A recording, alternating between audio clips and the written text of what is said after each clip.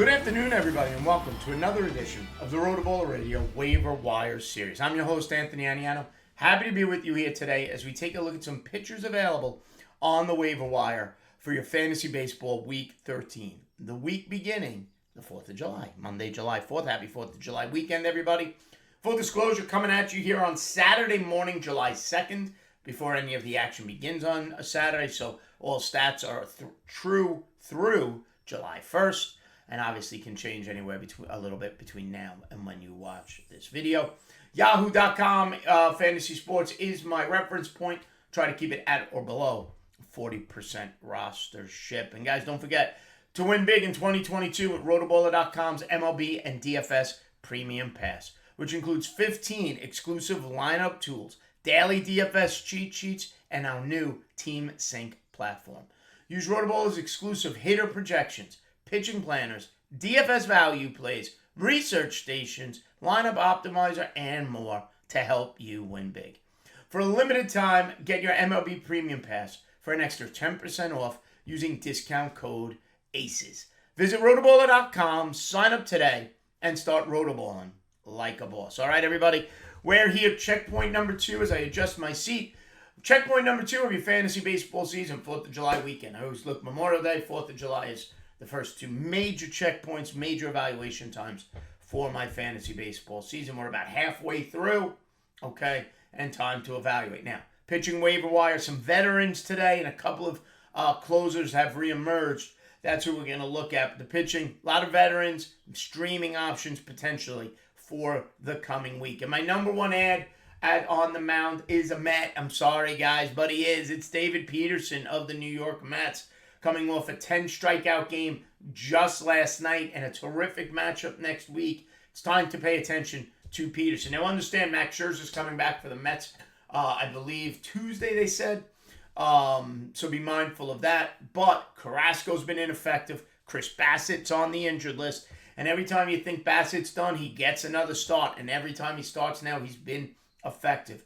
Only 37% rostered on Yahoo is David Peterson. And on the season now, 58 and a third innings, 60 strikeouts. That's 9.3 Ks per 9. While pitching to a 3.24 ERA and a 120 whip. Okay, and that ERA is pretty legitimate. The expected ERA is at 3.83, and the batting average against is only 2.31. Now, over the last 14 days, he's been even better.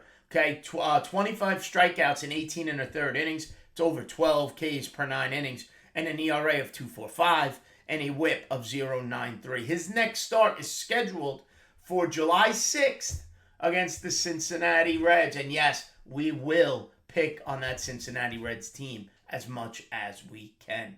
My number 2 ad, the veteran Dylan Bundy of the Minnesota Twins, who has pitched better over the last 14 days and overall better than some of his numbers realize. Now, he's not striking out a ton on the season.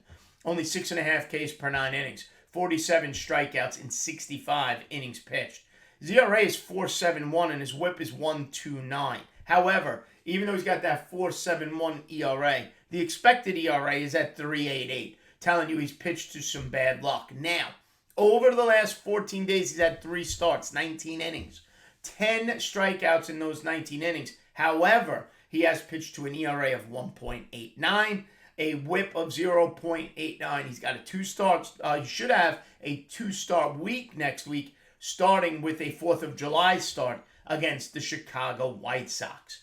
Number 3 on my list is Dean Kremer of the Baltimore Orioles. I mentioned him last week. He continues to pitch well. Okay, his last start, June 28th against the Seattle Mariners, I recommended him. You didn't add him. He's only 15% rostered. Dylan Bundy, by the way, only 13%. But Dean Kremer, 15% rostered. Last start, June 28th against Seattle, 5 strikeouts, 7 shutout innings. And that brings him now, in his last 3 starts, 18 and 2/3 innings, and he has not given up a run. Not many strikeouts, 14 strikeouts, 8 and 2/3, not terrible, just under 7 Ks per 9. But the ERA is 0 over the 18 and 2/3. The whip is 1.07, okay? On the season now, only 28 innings, 19 strikeouts, an ERA of 1.29, and a whip of 1.14. Now, people could be scared away because he has pitched to some good luck. The expected ERA is 4.8. Okay, so he's pitched to some good luck, but he hasn't given up an earned run in his last 3 starts.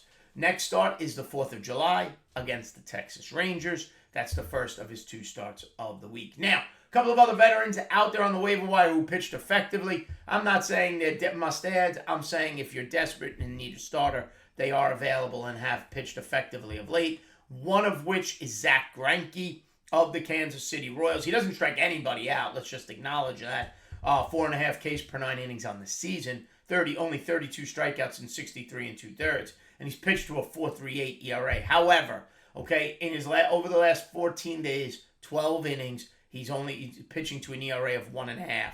Last 2 starts, he's gone 6 innings in each with 1 earned run. So he has pitched effectively there. Now, I don't love the next matchup, July 5th against Houston. So I'm sorry saying more negative than positive about Greinke. But he is only 30% rostered. He has pitched to a 1.5 ERA over the last 14 days.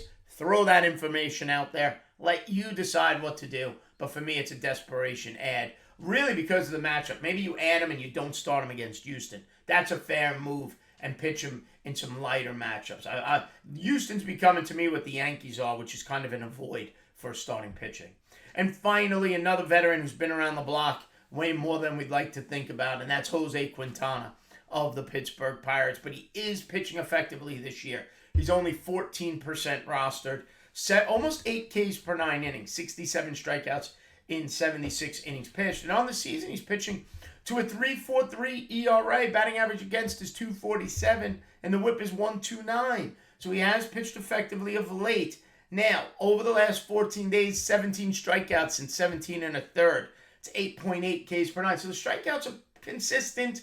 They're not overwhelming, but they're solid. They're not going to hurt you. And the ERA over the last 14 is 3.12, and the whip is 1.15. Now, he pitches Sunday the 3rd before waivers run. Pitches against Milwaukee. So you want to evaluate based on that. Bump a fab bid, lower a fab bid.